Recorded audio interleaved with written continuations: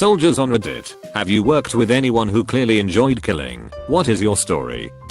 I worked an office job, but I had a bunch of people who had done the hard charging combat arms stuff. There were guys that felt horrible guilt and there were guys that acted like they liked killing. But if you talked to them, they didn't really like the killing. They liked the fight, and they liked the camaraderie and the fact that every second was meaningful, but they just acted like they enjoyed the killing as a coping mechanism. Most people though just didn't really feel much either way. Just it was the me, and I'm gonna make it home. Damn it. I had a close friend who was infantry and confessed to me when he came from Iraq that he enjoyed killing the enemy. He said it was a rush and just knowing that the person he just killed would never kill one of his friends made him feel amazing. He also said when he was engaged in a fight it was the only time he wasn't afraid on account of the adrenaline. He said every other second he was in country he was afraid and just couldn't shut the fear off. Now as a civilian back in the States he has struggled. He feels very guilty, not about the killing, but about how much he misses it and how much he wants to go fight again. He's on a lot of meds for anxiety and depression and I know is self-medicating too. He's talked to me about not being able to ever shut the fear off cause it's so quiet here and how frustrated he is all the time. I really worry about him actually. He's not the same guy he was before. He has a hair trigger temper now and goes into funks a lot. I just sit with him and let him talk cause he says it helps, and I've been trying to really push him to some vet support groups. He said the VA services are shit. All they want to do is up his meds. I've never been in combat, so I feel like maybe talking to people who actually understand may help. TLDR. My friend says he enjoyed it, but it has all left him clearly damaged. Nope. The people who do talk about shooting people are usually the ones who haven't been on tour, and the ones that do have confirmed kills don't talk about it. That's from my experience. Short answer? Yes, there are certainly people that enjoy killing, but most other people just see it as something that needed to be done. I currently serve in a non-combat role which means I don't really see much action. This one guy I went to high school with would not shut up about how much he would enjoy killing people and how fun it will be once he joins the military. He is currently serving in a light infantry regiment and cannot wait for a combat deployment of some sort. It's difficult to explain the mentality if you've never been there, but I'll do my best. My drill sergeant described the Army's essential mission thusly: we kill people and blow shit up. And that is pretty much the truth. You are programmed to seek out the enemy and fucking ruin his day. This leads to a culture, a mentality, where killing other people is celebrated and joked about. From the outside, I imagine it appears we are bloodthirsty psychopaths. However, nobody I served with was actually happy about killing outside the heat of the moment. I saw a guy empty a mag into an already dead guy after an hours long firefight, and I don't blame him. Fuck, I wanted to just beat someone to a bloody pulp too, but that was in the moment. Outside of that, the only soldiers I've ever heard talking fondly about killing are pogs or buck PVTs who have no idea what they are talking about. I was working a hot dog cart when I was 19. Was curious about joining the military back then. Served 7.5 years starting a year later, and I served a hot dog to a former Marine. I asked him if he'd enjoyed his time in. He said it paid good. It was a good time if you wanted to kill people. He offered that to me easier than I offered the hot dog he was eating. He asked me if I didn't believe he was, and I guess from the shock on my face, he pulled out his head to prove it. Kind of a difficult question to answer. I was field artillery in a fairly quiet area of Afghanistan in 12. Quiet in that nobody really popped shots at us, but there were plenty of bombs in the roads. I think what you're asking about is more in line of the slavering monster who can't wait to affix bayonets and rip someone apart as close as possible. I never met anyone like that. But after seeing the carnage the locals dealt with from these assholes planting explosives in the roads and losing some friends to same, you bet your ass there was some cheering if the shadow captured footage of some dudes burying shit in a road at 2 AM catching an Excalibur. I was Marine Infantry and fought in Afghanistan in 2009 to 2010. I would say without a fraction of a doubt that everyone I served with liked fighting. The killing aspect? I can't say. None of us ever had trouble sleeping about it. I would say I feel kind of neutral about it. I will say most of us had the blackest humor imaginable about the whole situation, but I feel you kind of have to. But the actual fighting portion was the most fun I'd ever had in my entire life. I watched documentaries like Restrepo, or movies like Lone Survivor, or just YouTube videos, or my own videos and pictures. Nothing more but just pics of being in country, and I miss it. There's videos of us in a fight laughing our asses off, because it was just fun. I can't describe why. Unfortunately the fun stops when someone dies, or gets seriously injured. I never lost anyone in my squad, but knowing a 19-year-old I went to boot camp and saw with just stepped on an IED and is gone really shakes you. The fun factor is still there, but you remember this is a fucking war and it's scary. It comes to a point where killing isn't done for anger or for country, but for the pragmatic reasons of staying alive and keeping other people alive. To that end I hate saying it's enjoyable, but there is a sense of satisfaction.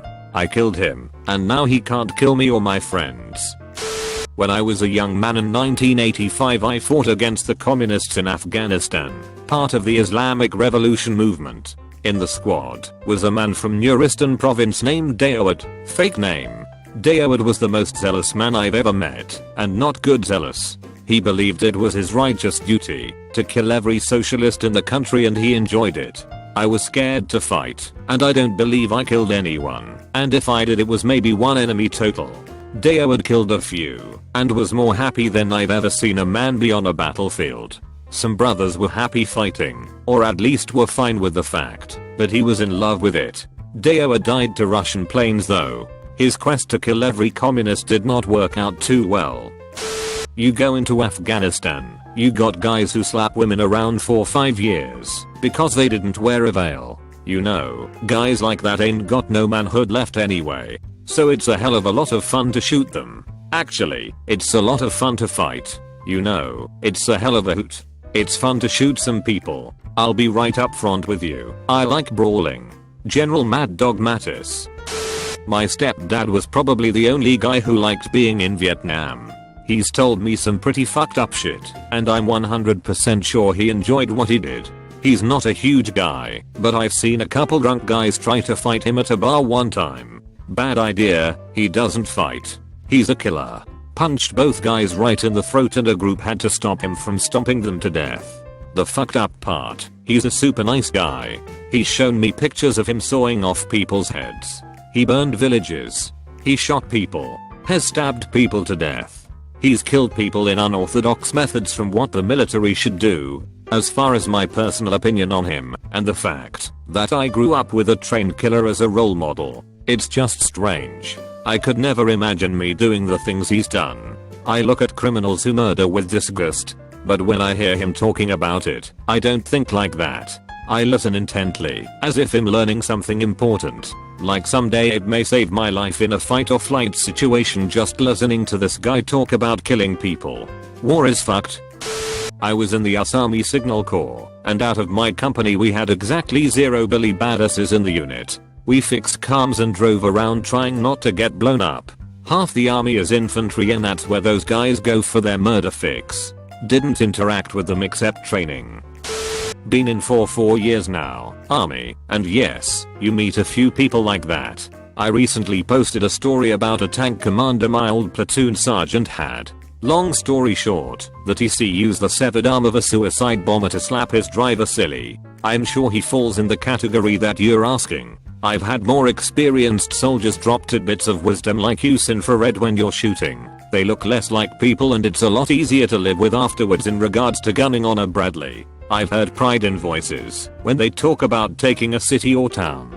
I know one guy who took part in revenge killings after getting blown up again on his return from the hospital after hitting an IED earlier. He wasn't thrilled about it. He didn't revel in it. He just stated it as a hard fact. But as the other posts have stated, usually the guys who say all they want to do is shoot people in the face. They haven't done it. Part of it is getting in the mindset, so that when the time comes, you're already mentally there.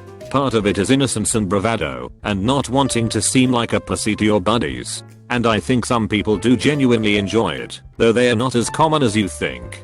Generally, if the dude at the bar is happily talking about all the people he killed, he's a dirty liar. In the sense of fuck yeah I'm killing bad guys, yes. It's neutral, but you don't necessarily feel bad.